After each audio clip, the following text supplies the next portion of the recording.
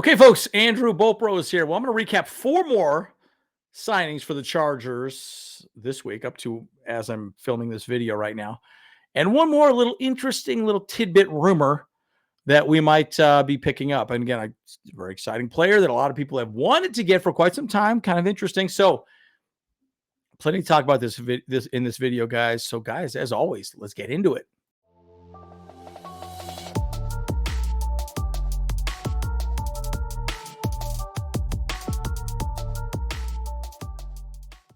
Okay, folks, as always, like and subscribe if you do enjoy the content. I'm Andrew Bopros. Again, we are talking about Taylor Heinicke. He is our, backup quarterback. Now, I don't suspect we draft a high quarterback. I mean, who knows? We'll see what happens. I mean, maybe 6th or 7th round, you might take a stab at somebody. Who knows? But Taylor Heinicke's, considered one of the best backup quarterbacks in the league, guys. I mean, you can sit back all day and poo-poo him, but the dude is really considered one of the best backup quarterbacks out there, right? We got him very cheap. Again, served the same role 2024 game. Remember, we traded for him at the beginning of the season last year. He ended up playing 4 games last season, primarily against Pittsburgh when Herbert went out with an ankle injury. I think it was 3 for 5 for like 30 yards. Anyways, my point is he's a very good, the term is serviceable. Okay. Right. Herbert is the guy. Okay. You know that, but you want your backup to be serviceable. What does that mean? It means he's not as good as Herbert, but he's not as bad as the other quarterbacks in the league as backup. So, can he throw the ball? Can he get the ball downfield? Yes, this guy can do it. Right. So again, I think he's great.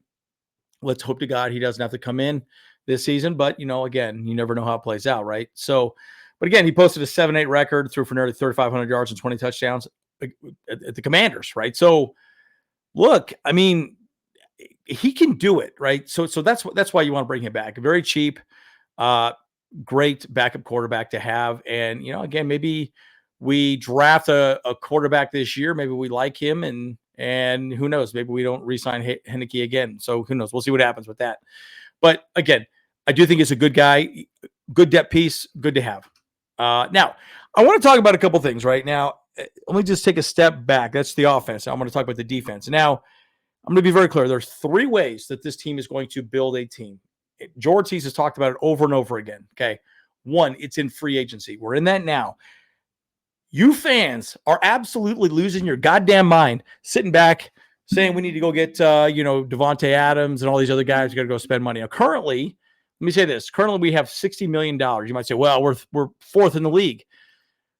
But guess who's going to probably get $30 million of that? Shawn Slater, most likely. So we're probably going to have about $30 million left over. I promise you they're working on that right now.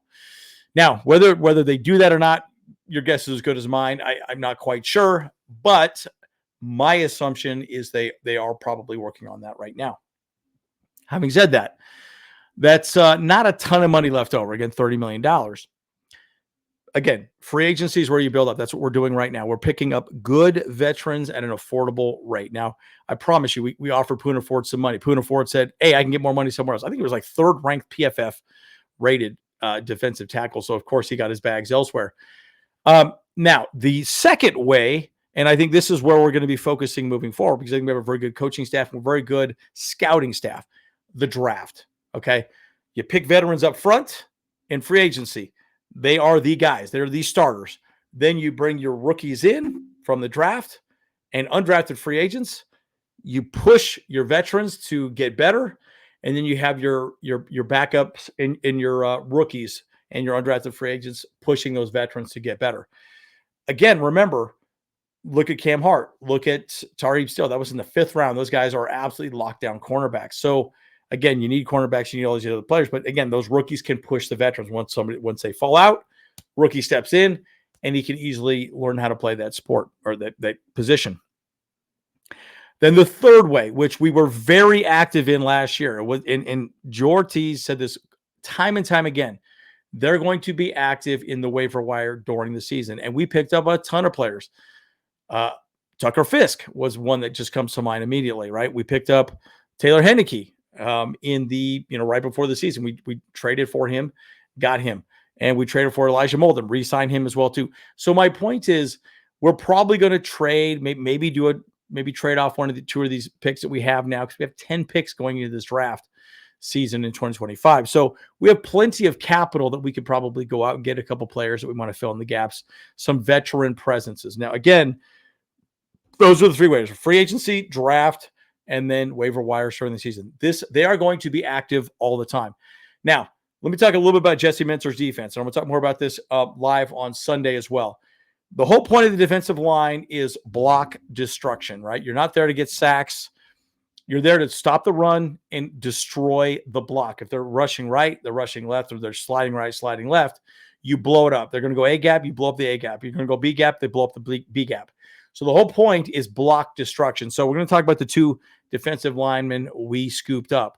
Naquan Jones. Now, let's say this. Now, Naquan Jones, again, I didn't really know who this guy is. I mean, he's a Cardinal. Nobody cares, right? I mean, come on. I do love Arizona.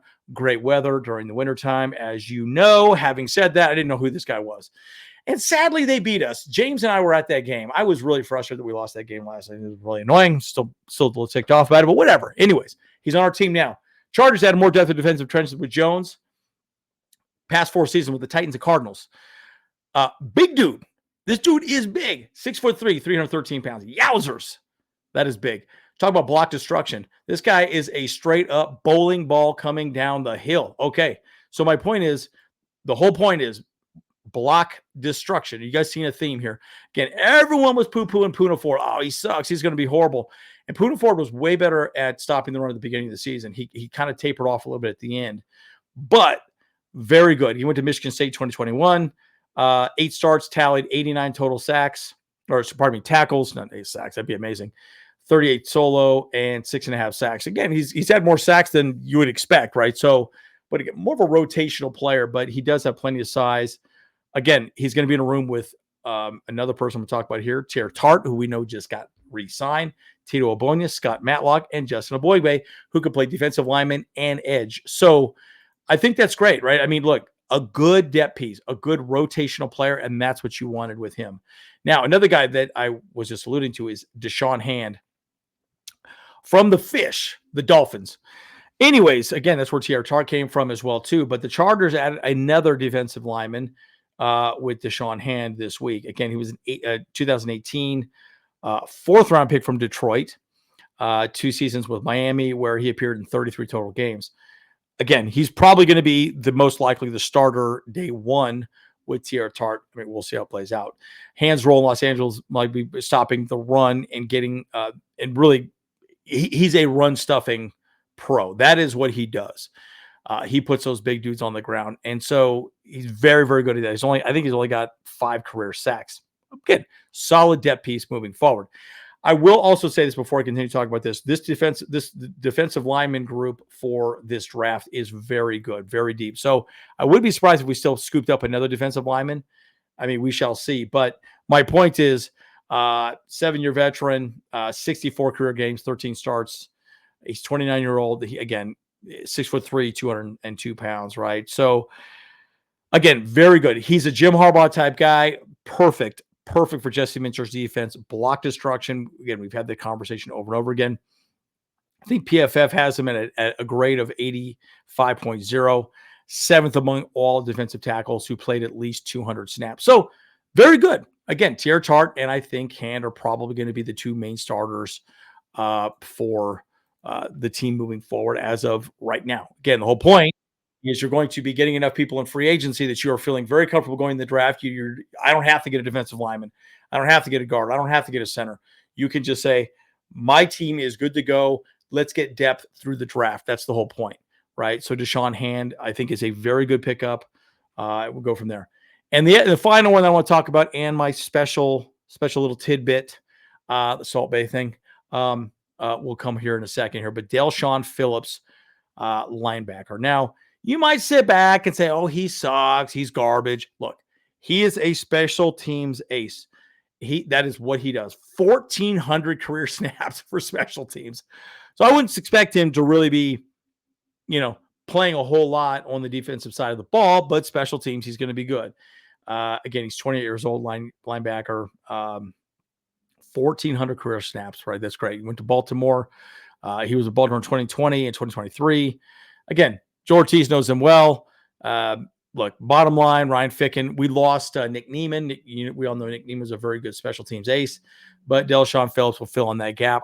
Look, great depth piece. Again, like I said, free agency is all about getting veterans, good veteran players that can teach young players. And then we go out and get young players in the draft, and they come up and they learn and we get better and we just rotate. It's a cycle, folks. Again, I understand as fans, we want these big splashy players. But at the end of the day, guys, these are the people that actually make the teams work. Again, this guy's a special teams ace. Ryan Ficken probably specifically wanted him. So he got what he wanted, right? So we're moving forward. So, all right, let's talk about the interesting little potential trade we may be making this year. I think this one's kind of interesting, and it's one that we have talked about for a very long time. Let's just get into it. Kyle Pitts wants to be traded from the Falcons.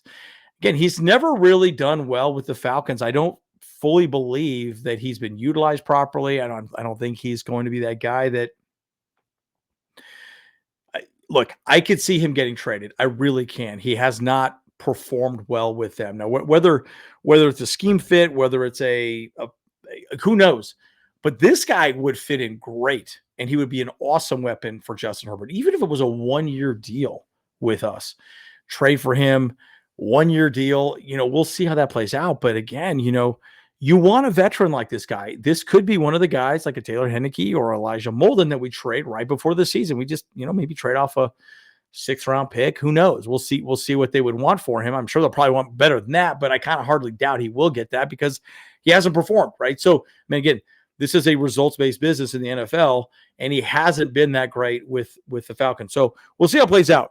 I like this. I think this would be an awesome person we could go get afterwards. Again, I've said over and over again, it would be nice to get maybe one more wide receiver, maybe a tight end, maybe a guard, maybe a center in free agency. We'll see how that plays out. But I do think there's a guard and centers that we could go after as well, too.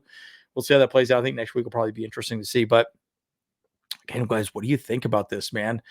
Kyle Pitts to the Chargers in a trade. Woo, that could be spicy. Muy caliente. Anyways, my point is, very exciting. Look, I know.